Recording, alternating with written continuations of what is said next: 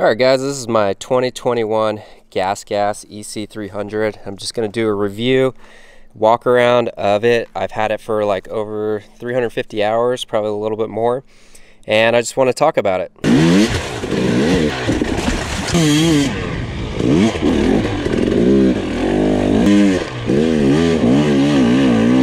So with this GasGas EC300, this is my first TPI bike that I've had.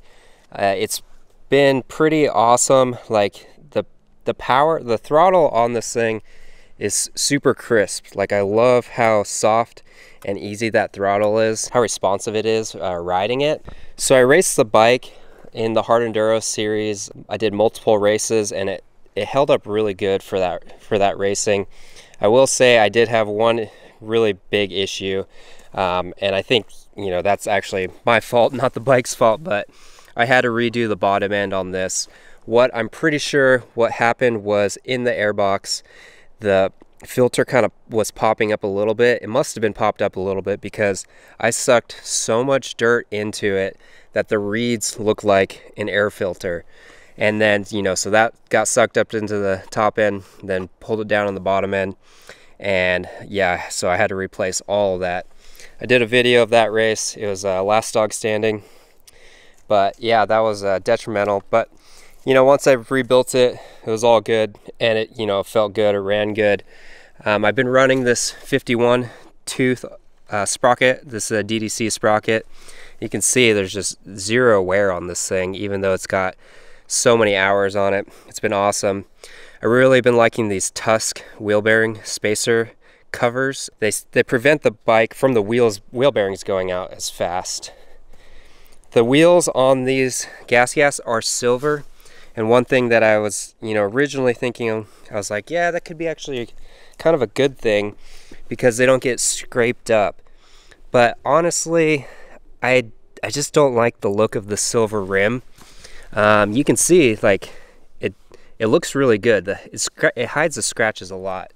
Because if you look at my black rim, it's very scratched up and really beat up. But I almost like the look of a scratched black rim versus a clean silver rim, to be honest. The bulletproof guards have been working out good. This one's a little bit bent, but I'd rather this bend than the disc. The bike rolls smoother now that I've been starting to run these disc guards. You can see there, this one's a little bent in too, but honestly, it's worth it. I snapped off this piece, the bulletproof piece that kind of covers this, but you know, it still kind of has a little bit of protection, and yeah, it hasn't been an issue. So yeah, these are braketech. This is one thing that's come up before, is these have braketech versus, you know, my KTM here. This has Brembos, and honestly, I have not felt any difference in the braking power. It feels good. With the braketech, I haven't noticed anything there, so there's no compromise there. On the clutch, I did swap it over to a Brembo, and that's because if you look underneath the clutches, they have numbers. So here you can see this Brembo is a 10, and the GasGas came with the braketech clutch, which is a 9mm. So that's what the Husqvarnas have, and that's why the Husqvarnas and the GasGas, when they come, feel a lot softer. But for me, you have to pull the clutch in further. So you pull it in further to disengage it. And I didn't like that. I like it right on the tip so that you can just, I don't know, it's just hard to explain. It's just easier to feather, and you stall it a lot less if you can pull it in with, you know, you're using one finger there. So when I tore the ligaments in this middle finger at Silver Mountain Race, so I could only use one finger. Normally I switch between them, the middle and this one when it gets tired, but I had to run this. So I tried out this power lever from ARC. It's not a regular ARC. It has little chips in there to make it softer, and you can kind of change the adjustment on that. It's kind of cool. It's got more adjustment than the Mountain Engineering one, or whichever, you guys know which one it is. It's really popular, which I did try, and I just couldn't get it set up right, so I went to this. But normally, you know, like on my other KTM here, I just run the stock lever, and it's been fine now that my hand is finally healed. Got the Trailbound Tugger straps, been holding up great, front and rear. That's takes a beating, but it's just really good handle on it. I've got the FMF, the new gnarly one, which has that new stamp, which is cool. You know, I've gone through a couple pipes, and I definitely have noticed that if they get kinked back here, you lose a lot of power. So I'll replace these when I notice it's starting to lose power back there. And speaking of losing power, another issue that I had riding this bike, coming from a new TPI owner, I guess, I didn't realize that you have to change out the internal filter in here every, I don't know what they said, I think it's like 20 hours, or every like oil change is what I'm hearing. It's a little plastic filter that just goes in line, and it's easy to do. You just pop this off and you could pull it out. And honestly, I just didn't change it. I didn't know that was a thing. I actually had a big zip tie racing one on there that's cleanable, but what I think happened is that must have got clogged up over time, and then it caused the fuel pump to go out, I believe. I was having problems chasing down where this electrical issue was. It had something to do with the fuel pump, because you would put it, if the bike was off, it would, the power button wouldn't do anything, but there's still power on the bike. And the reason why I kind of tracked it back to the fuel pump is if you put it in gear with the bike off and you pushed it, it didn't make that noise that kind of triggers the fuel pump if you do that with a normal bike. So I figured out it was something to do with the fuel pump. I replaced the plug that you take on and off with the gas tank, and that didn't work. And then I think I finally tracked it down that there's a relay in here, and that when I swapped there's a light relay and a fan relay, I believe, and then also the fuel pump relay. So I swapped that out between the light and the fuel pump one just to check, and it seemed to be working after that. I did replace the fuel pump in there because I think it got compromised from the issues, but that was a pretty easy, pretty cheap thing to do. So I recommend doing that every once in a while, just so you get good fuel and flow. I don't know if you can see in there, I do have the TSP head on there, this awesome little brown guy in there. SB Motor Performance here in California sells those. So when I was having this fuel pump issue, the bike was running really bogged down and really delayed. It just was not snappy, and I was trying to figure out what the heck is wrong with the bike. So I ended up trying the different heads. I tried the high head, and then I even tried the extra high head, and that made it come to life more, but there's still kind of an internal issue. So I realized, you know, I had to chase down whatever that fuel pump thing was. And now that I'm running, now that the bike's running good, I went back to the high, I believe. I tried the medium, and it was just a little too kind of boring feeling for me.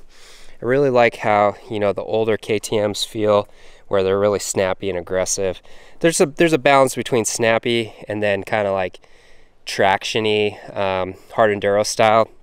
I kind of like somewhere in between there. So I've been liking the high compression head.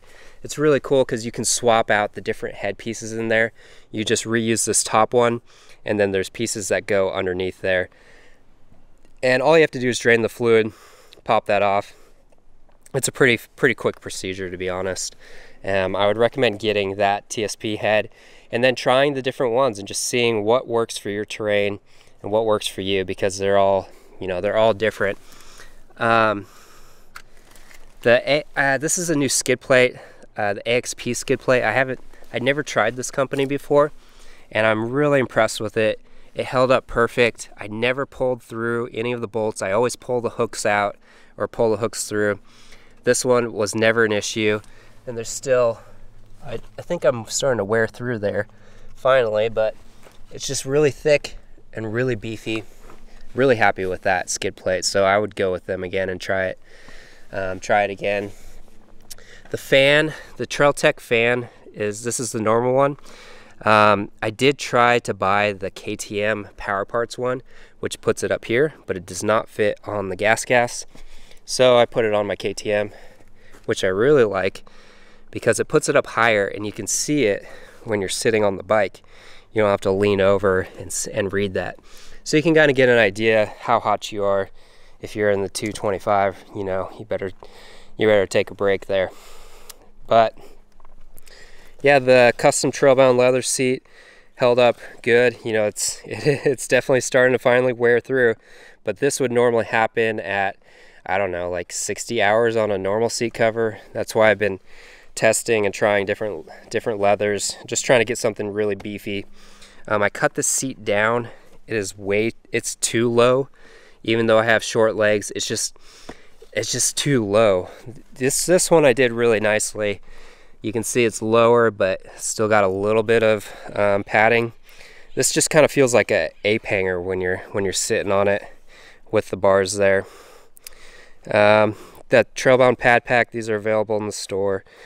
You can stick your phone in there. You put different tools, and then, you know, I think a T-handle, wrenches in there, and then zip ties, of course. I think I broke the odometer on this thing going over the bars. I did like having the odometer though. I didn't realize that I would like having the time on there and the mileage.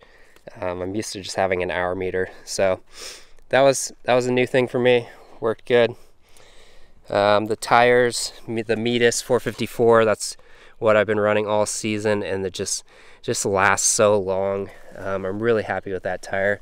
You can see this one's got a little bit more knobs on it, but it just lasts a really long time. Really happy with how those tires are running for me. And yeah, I don't know what else to say. I got this bike from Let's Ride in Idaho. Check them out if you want a gas of your own. Really happy with the TPI, but at the same time, when I go back and I ride my carb bike, it's my 2018 250XC that I just converted to a 300XC recently, and it ran terribly with Mikuni, but I've got the Electron on there now, and it just runs so good. And the thing I noticed between the carb bike and the TPI bike is that the carb bike just has more bottom end, just that little blip of the throttle, that very first part of the throttle, just to lift the front wheel up. It just feels like it just lifts the wheel up a lot easier, and that's really crucial for hard enduro stuff. And the other thing I notice about these carbureted bikes is that they just feel lighter. They feel more nimble, and they feel, I don't know, more mountain bikey. Just easy to throw around, where the TPIs, they've got more weight on them. You're carrying all this oil, and it just feels heavier. So, you know, they're not making these TPI or the carb bikes anymore, but you know, they're making these TPIs, and hopefully in the future they go to this TBI thing, and we'll see how those bikes feel when they come out. So I'm looking forward to trying one of those when they're available, and you know, I'll definitely keep you guys in the loop. If you have any questions on this GasGas, you know, different things you've seen come up on my Instagram, or any questions that you have about if you're thinking about getting one or whatnot, feel free to leave them in the comments. Happy to help out how I can. But yeah, really happy with this GasGas. Compared to KTM, you know, it feels exactly the same. Other than, I think it has a lighter flywheel weight, and it makes it a little bit more zingy and a little bit more snappy, and you can kind of wind that flywheel more, which it just makes it a little bit more fun to ride. But you know, other than that, the components, the build, the cases, it's all the same. You know, it looks a little bit different on the motor casing, but honestly, it's all KTM, and I'm really happy that they just give you different options. If you watch my original video, the reason why I was excited about this particular GasGas model is because I could get a KTM, I could get the linkage, and I could get the spring fork, which I think is a good hard enduro setup. And yeah, I'm happy with it. If you have any questions about the bike, hit me up. Thanks, guys.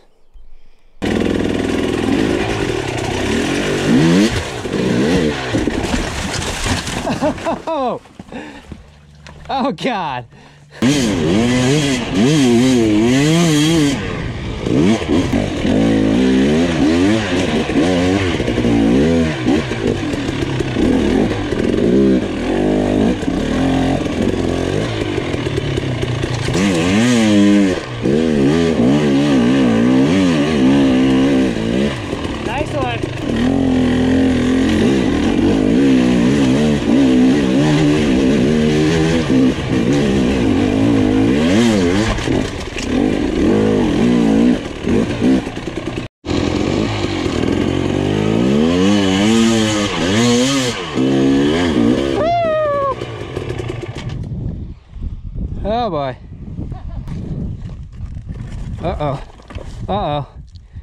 Fuck.